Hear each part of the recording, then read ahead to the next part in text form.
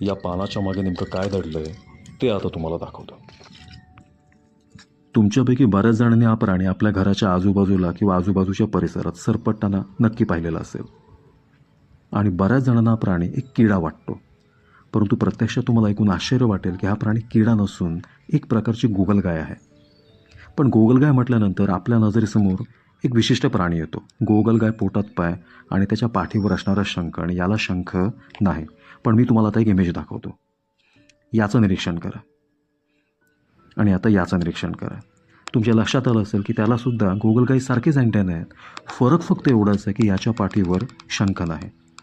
परंतु प्रत्यक्षात हा लेदर हेड स्लग आणि गोगलगाय एकाच फायलममधले, मोलुस्कामधले आणि एकाच क्लासमधले प्राणी आहेत. आणि हे निसर्गाचे साफसफाई कर्मचारी आहेत.